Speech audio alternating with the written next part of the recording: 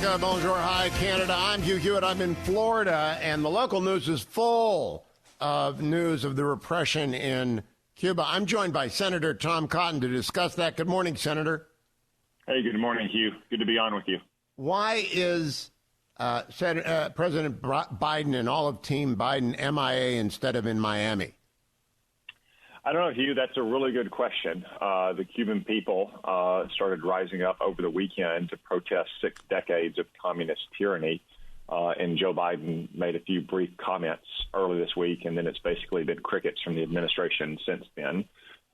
What we should be doing is highlighting the issue. As you say, Joe Biden, Anthony Blinken, and others should be in Miami expressing their solidarity with the Cuban people, calling for immediate emergency meetings of the Organization for American States, the United Nations, to increase the pressure on the Castro-like regime in Havana. But again, the Democrats seem more focused on trying to avoid any attention on what's happening in Cuba than trying to highlight it and to affect events there. In effect, media is complicit in this. It's as though in 1989, cable news wouldn't have covered the fall of the Berlin Wall. There's an attempt by people to free themselves of 6 decades of brutal repression, and they're getting 2 minutes on the hour. Yeah, and Hugh, it's not like this is some distant, remote country that most Americans couldn't pick off a map. I mean, Cuba is 90 miles from the shores of the United States.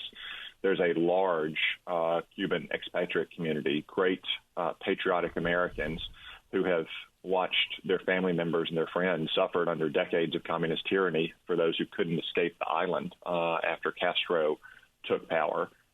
This is something in which millions of Americans are following closely. You can see videos on social media of the kind of barbaric crackdown we've seen since the weekend. It's not exactly a secret. It's not something that's hard to report on, for which there is no, facts or evidence to raise. This is just an example, I would suggest, of the blue media putting on its blue partisan jersey. And if Joe Biden doesn't want to talk or highlight the dangers in Cuba to the Cuban people, then the media is not going to talk about it either. Now, I have a theory, Senator Cotton, which is a lot of Team Biden was on the bench or in the front ranks of Team Obama. In fact, only Ben Rhodes is not on the active list. And he was on Twitter yesterday begging people to understand Cuba and how he was right and President Obama was right. On the heels of that, we get a story that the Iranian rogue regime of terrorists and thugs is trying to kidnap an Iranian-American journalist out of New York and spirit her away. And we haven't left the talks in Vienna. And it's all because they're all complicit with the appeasement of President Obama. And I think it's because they're embarrassed. You raise a good point that so many of the people in the high levels of the Biden foreign policy team were also on the Obama foreign policy team. And those two cases, Cuba and Iran, are two of the signal catastrophes of the Obama era. Look what engaging with Cuba and opening up to foreign currency and travel and Barack Obama sitting at a baseball game got us. One of the most brutal crackdowns yet in 60 years of Castro-like tyranny. Or in Iran. Joe Biden and his negotiators have been trying to surrender to Iran in the negotiations in Vienna now for 6 months. And what's that got us? Continued and heightened attacks on Americans across the Middle East, higher levels of support for terrorist groups like Hamas shooting missiles into Israel, and now trying to kidnap and presumably ultimately assassinate Americans on our own soil. I mean, the Biden administration needs to call off the Iran negotiations, and it needs to get into the game on trying to support the Cuban people.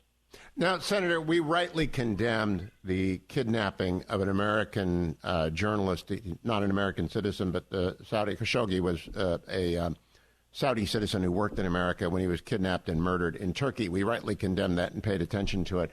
I hope this story stays alive, but I don't want to hear any Democrat talk about human rights if they are not on the front lines of this in Cuba. These people are being arrested. One was shot. Your colleague Marco Rubio is doing a great job posting stuff. I know other colleagues of yours, you have been standing with the Cuban people. I never want to hear another Democrat talk about this. This is the worst communist repression closest to our shores. And we're going to have By the way, a Cuban Missile Crisis 2.0, because China is aware that Cuba is desperate, and Belt and Road is going to run through Havana in about 5 minutes, and maybe warships as well. Yeah, Hugh, the Democrats are very selective, you might say, in their concerns about human rights. I suspect some of them are still sympathetic to the old-style communist beliefs of the Castroite regime in Havana. Some of them are deeply invested in trying to salvage the fiasco of Barack Obama's Cuba policy. And some of them probably just for partisan reasons, Hugh. Look at Cuban Americans and think, well, they vote like Republicans, and why should we be concerned about them? But what I want to see, and I think what most Arkansans and most Americans want to see, is the United States government standing firmly with the people of Cuba, taking actions to highlight the issue and taking real concrete actions to affect events there as well, like slapping global Magnitsky sanctions on those responsible for the crackdown, or trying to help restore cell services to Cuba so they can continue to communicate with each other and spread video of what's happening in Cuba to the free world. Do you think our intel agencies, I don't want you to give away anything from the Senate Intelligence Committee, do you think they have access to video that we don't see, and shouldn't they be releasing that? We used to do Radio Marti. We used to do all of this stuff. We don't do it anymore. Shouldn't we be? I've never met a dissident who didn't credit America with giving them courage and inspiration during their long and lonely years, whether it's Sakharov, any of these people. They always thanked America, and we're not doing anything. Well, Hugh, I don't want to get into what our intelligence agency might or might not be able to produce in terms of video, but I'll just say this. We don't need covert video. There's plenty of video out there on social media. I don't think anyone disputes the veracity of it. You can see Cuban goons and thugs beating the Cuban people, rounding up children, trying to force them to join in this violence. And, yes, we absolutely should make clear our support for the Cuban people. That's one reason why Joe Biden and Tony Blinken and others should be in South Florida today highlighting it, or demanding that the UN and the Organization for American States have emergency meetings. These are ways that we can highlight the issue and prevent the world from turning a blind eye to the repression in Cuba.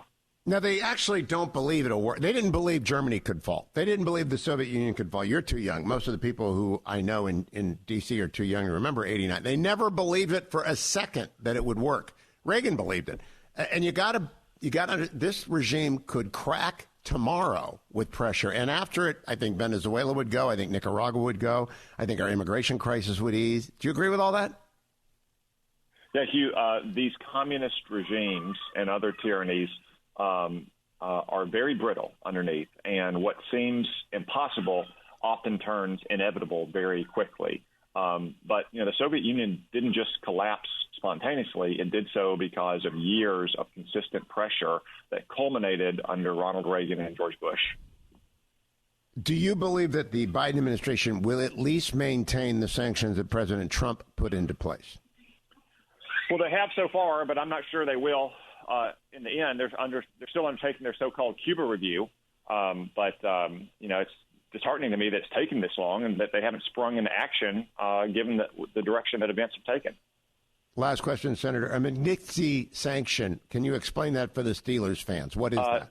Yeah, it started with sanctions against Russian officials for their torturing of Magnitsky. He was a human rights activist in Russia, but now it's been expanded globally to help to target anyone who engages in that kind of repression.